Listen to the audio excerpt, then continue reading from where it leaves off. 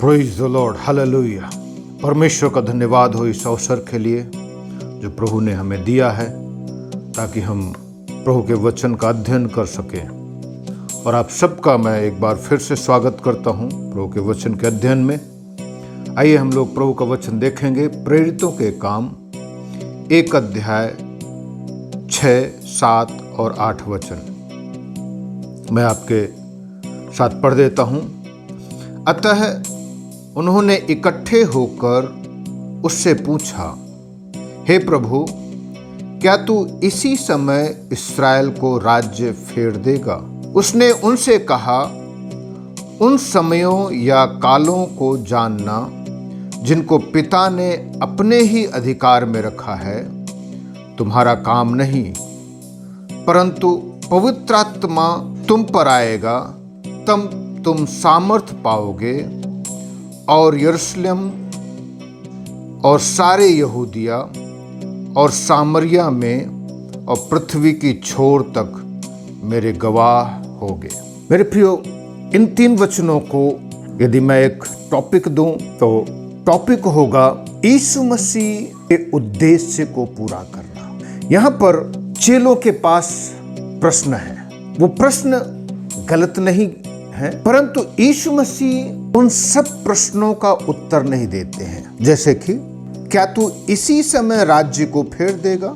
यीशु मसीह उसके उत्तर में कहते हैं, समयों या कालों को जानना तुम्हारे लिए जरूरी नहीं है, परंतु तुम्हें करना क्या है वो मैं बता रहा हूं। और जो कार्य यीशु मसीह ने सौंपा है, जो टास्क यीशु मसीह ने सौंपा है, वो ये है कि हम उसके गवाह हैं। सो मेरे प्रियो, जब हम 6वें वचन को देखते हैं, ये उनके पास एक प्रश्न है। और प्रश्न क्या है? क्या तू इसी समय इस्राएल को राज्य फेर देगा?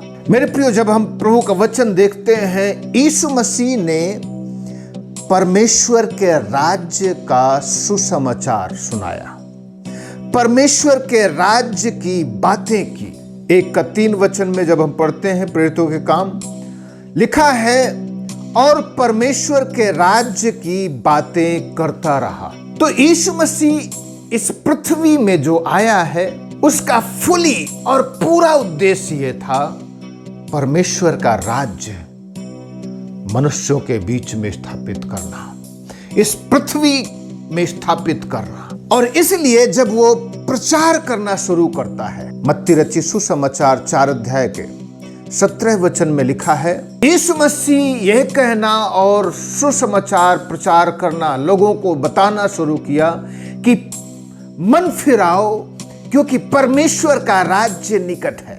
तो यीशु मसीह का प्राइमरी उद्देश्य यह है कि मनुष्य लोग पापों से मन फिराए और पापों से पश्चाताप करें और परमेश्वर के राज्य में प्रवेश कर जाए।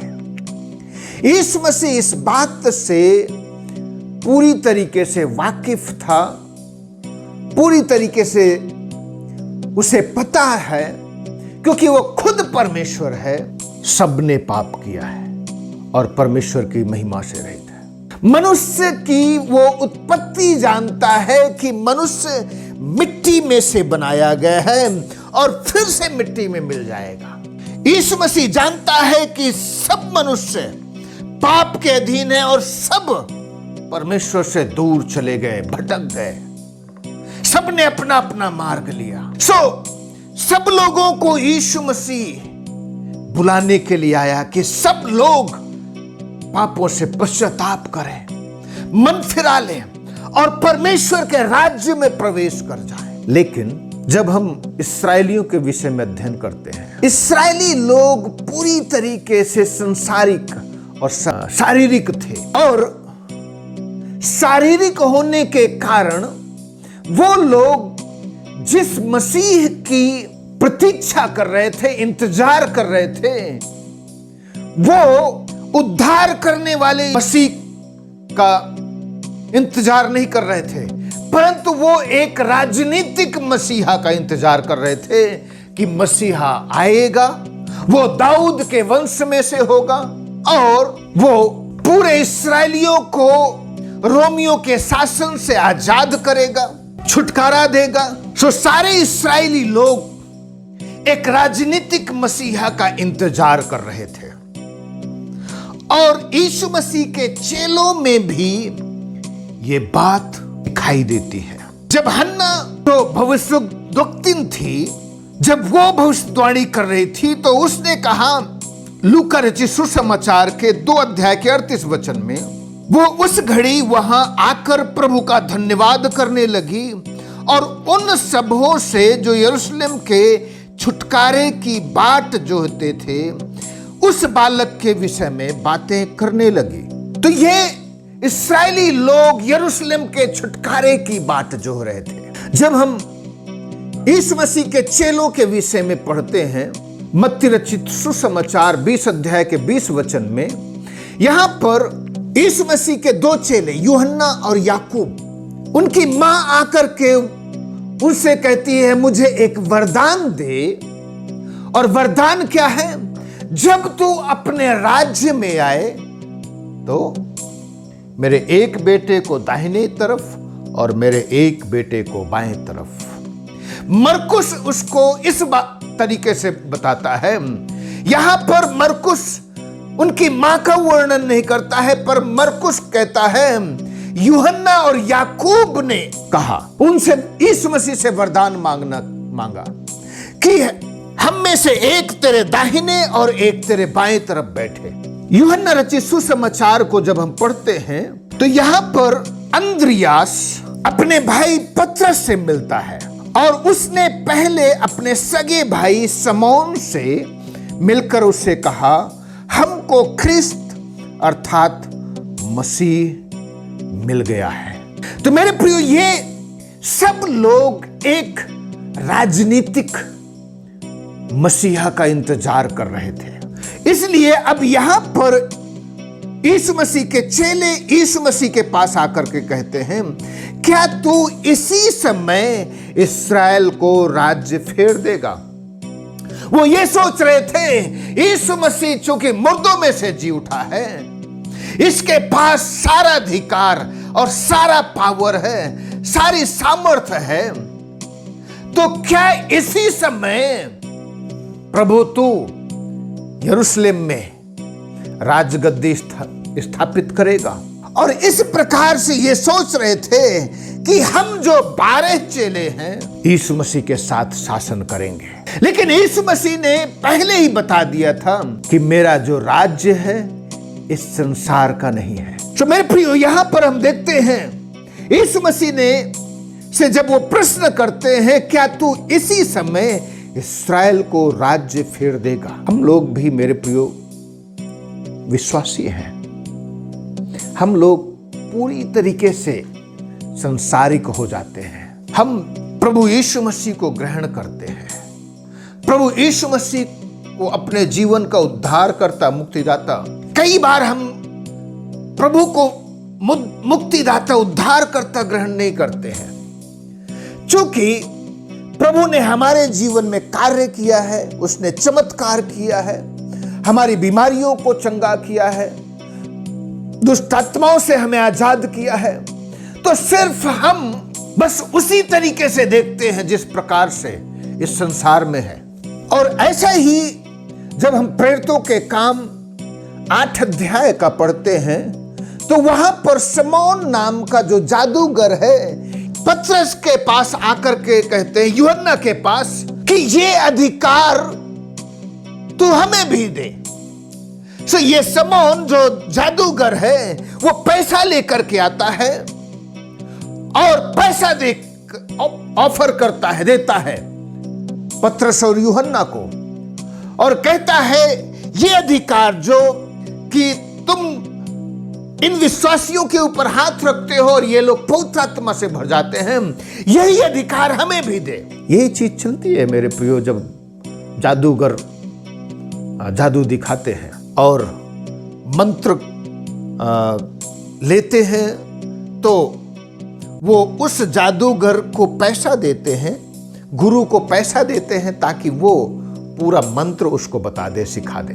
यही चीज जब हम देखते हैं सीवा के लिए, उसके पुत्रों के लिए, वो उसने जो है यीशु मसीह के चेलों को देखा और पौलुस को देखा तो कहने लगा, जिस यीशु मसीह का प्रचार पौलुस करता है, मैं उस यीशु मसीह की शपथ दिलाता हूं। जादूगर यही करते हैं और इस प्रकार से हम लोग बस वही, हमारा विश्वास सिर्फ वैसे ही बना रहता है जैसा हमारा जादूगर का बैकग्राउंड है या चंगाई पाने का बैकग्राउंड है। यीशु मसीह को अपने जीवन का उद्धारकर्ता, मुक्तिदाता करके नहीं ग्रहण करते। हम पूरी तरीके से वर्ल्डली, संसारिक रहते हैं। यीशु मसीह कहते हैं ये संसारिक होना तुम्हारे लिए जरूरी नहीं है, पूरा शारीरिक होना तुम्हारे लिए जरूरी नहीं है।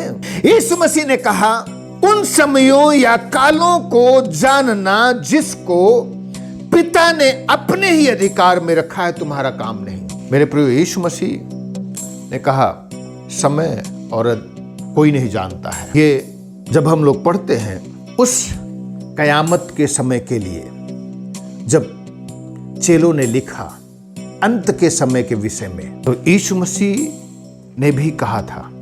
जब हम मत्ती रचित सुसमाचार पढ़ते हैं 24 अध्याय का 36 वचन, यहां पर मत्ती लिख रहे हैं, जैसे यीशु मसीह ने कहा, उस दिन और उस घड़ी के विषय में कोई नहीं जानता, न स्वर्ग के दूत और न पुत्र, परंतु केवल पिता। और यीशु मसीह यहां पर उदाहरण देते हैं नूह का। जैसे नूह के दिन थे वैसा ही मनुष्य के पुत्र का आना भी होगा, क्योंकि जैसे लाल जल प्रलय से पहले के दिनों में, जिस दिन तक कि नूह जहाज पर न चढ़ा, उस दिन तक लोग खाते पीते थे, उनमें से विवाह होते थे, और जब तक जल प्रलय आकर उन सबको बहा न ले गया, तब तक उनको कुछ भी मालूम न पड़ा। वैसे ही मनुष्य के पुत्र का आगमन होगा। कोई नहीं जानता है कि यीशु मसीह अब आएगा। यहां तक कि यीशु मसीह ने कहा, ये सब सारा अधिकार परमेश्वर पिता ने अपने ही पास रखा है कि कब उसे अपने पुत्र को सभी मनुष्य जाति के उद्धार के लिए इस पृथ्वी में भेजना है। समयों और कालों को तुम्हारे लिए जानना जरूरी नहीं है, क्योंकि इन सब चीजों को परमेश्वर पिता ने अपने ही अधिकार में रखा है। लेकिन अब टास्क है ये जो तुम्हें दिए जाता हूं, और ये टास्क ये है, पवित्र आत्मा तुम पर आएगा और तुम सामर्थ पाओगे। मेरे प्रियो, पुराने समय में जब पवित्र आत्मा आता था तो एक विशेष कार्य के लिए आता था। जब हम लोग सैमसन के विषय में देखते हैं, जब पवित्र आत्मा उसके ऊपर उतरता था तो वो एक बड़ा कार्य करता था, जाकर के छुटकारे का काम, युद्ध लड़ता था और लोगों को पराजित करता था। उसके बाद समय समय पर पवित्र आत्मा आता था लोगों के ऊपर और लोग एक विशेष कार्य करते थे। जब हम सैमुएल के जीवन में पढ़ते हैं और साउल के जीवन में, पवित्र आत्मा साउल के ऊपर आया और एक विशेष कार्य करवाया उसने। तो मेरे प्रियो, पवित्र आत्मा जब आता था तो एक विशेष कार्य के लिए पिछले दिनों में आता था, लेकिन इन अंतिम दिनों में जब पवित्र आत्मा विश्वासी पर आता है, हर एक विश्वासी के साथ रहना शुरू कर देता है। सबसे पहले पवित्र आत्मा हमारे जीवन में आता है तो वो घायल करता है हम लोगों को हमारे पापों से।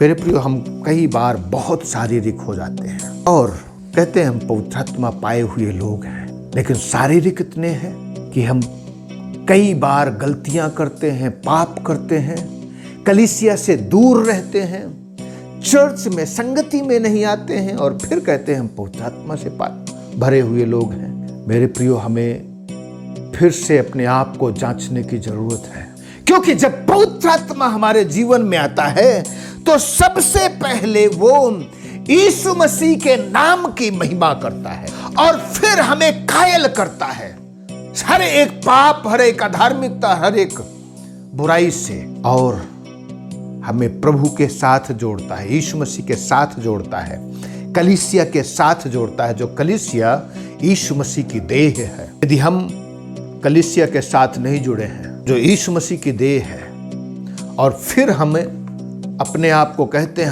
हमें पवित्र आत्मा का बपतिस्मा मिला है, तो हमें फिर से जांचने की जरूरत है, जानने की जरूरत है, क्या वास्तव में हमें पवित्र आत्मा का बपतिस्मा मिला है। मेरे प्रियो, जब पवित्र आत्मा आएगा तो तुम सामर्थ पाओगे। सामर्थ इन द सेंस सिर्फ चंगाई, चमत्कार, छुटकारा, आश्चर्य कर्म ही नहीं, परंतु सामर्थ हमें पवित्र जीवन जीने की सामर्थ प्रदान करेगा। वो तो चमत्कार, आश्चर्य कर्म ये तो यीशु मसीह करेगा ही, क्योंकि उसने इस पृथ्वी में रह करके ये सारे कार्य किए हैं। लेकिन एक विश्वासी पवित्र जीवन जिए, इसके लिए एक विशेष सामर्थ्य की जरूरत है, क्योंकि जब तक एक विश्वासी पवित्र जीवन नहीं जिएगा तब तक पवित्र आत्मा उसके अंदर नहीं, उसके साथ, उसके जीवन में नहीं पाया जाएगा, और फिर पवित्र आत्मा उसके द्वारा आश्चर्य कर्म नहीं कर सकता है। तो सबसे पहले जब पवित्र आत्मा आता है हमारे जीवन में, तो हम लोगों के हृदय को पवित्र करता है, हमें कायल करता है, हमें सामर्थ्य प्रदान करता है ताकि हम पाप के ऊपर विजय पाए। आइए, ये समय है हम लोग यीशु मसीह के आगमन, यीशु मसीह के आने के समय और कालों के विषय में हम लोग खोजबीन ना करें, क्योंकि कोई नहीं जानता है। मेरे प्रियो, कई लोग भविष्यवाणी करते हैं यीशु मसीह आने वाला है। कई लोगों ने भविष्यवाणी की, यीशु मसीह समय समय पर भविष्यवाणी होती रहती थी। किसी समय भविष्यवाणी हुई थी कि यीशु मसीह सन 1999 में आएगा, फिर भविष्यवाणी हुई यीशु मसीह 2000 में आएगा, फिर किसी ने भविष्यवाणी की यीशु मसीह 2010 में आएगा, फिर किसी ने भविष्यवाणी की यीशु मसीह 2012 में आएगा। आज 2021 चल रहा है। ऐसे समय समय पर भविष्यवाणी करने वाले लोग आएंगे, झूठे भविष्यवक्ता आएंगे, झूठे शिक्षक आएंगे। कोरिया में एक कलीसिया ने घोषणा कर दी है यीशु मसीह आ गया है, एक स्त्री के रूप में आ गया है। चीन ने घोषणा कर दी यीशु मसीह आ गया है, उसने जन्म ले लिया है। लेकिन प्रभु का वचन कहता है यीशु मसीह किसी स्त्री के गर्भ के द्वारा जन्म नहीं लेगा, परंतु जिस प्रकार से यीशु मसीह स्वर्ग में बादलों पर गया है उसी प्रकार से आएगा। इसलिए मेरे प्रियो, समयों और कालों को जानना हमारे लिए ज्यादा महत्वपूर्ण नहीं है। जो ज्यादा महत्वपूर्ण है, पवित्र जीवन जीना। परमेश्वर से कहें कि प्रभु हमें पवित्र आत्मा की सामर्थ्य दे ताकि हम पवित्र जीवन जी सके, ताकि हम एक प्रभावी जीवन जी करके तेरी गवाही दे सके, बीमार चंगे होने पाए हमारे जीवन के द्वारा, दुष्ट आत्माएं चीखती चिल्लाती निकलने पाए, लोग आश्चर्य कर्म का अनुभव कर सके। आइए हम सब लोग मिलकर के प्रार्थना करते हैं। परमेश्वर, मैं धन्यवाद करता हूं तेरे इस वचन के लिए। तो हमारे हृदय को बदल, हमारे मन को बदल, हमें पवित्र आत्मा के सामर्थ्य से भर प्रभु, ताकि हम पवित्र जीवन जी सके और प्रभु हम देख सके कि प्रभु चंगाई, चमत्कार, छुटकारा प्रभु तेरे सेवकों के द्वारा हो रहे हैं। प्रभु हर एक को आशीष दे। यदि कोई बीमार है प्रभु, तेरा वचन सुन रहे हैं, उन सबको स्पर्श कर और छू करके चंगा कर दे। तो दया कर और आश्चर्य कर्म कर, यीशु के नाम से मांगते हैं, आमीन आमीन। प्रभु आप सबको आशीष दे, सबको जय मसीह की। God bless you all.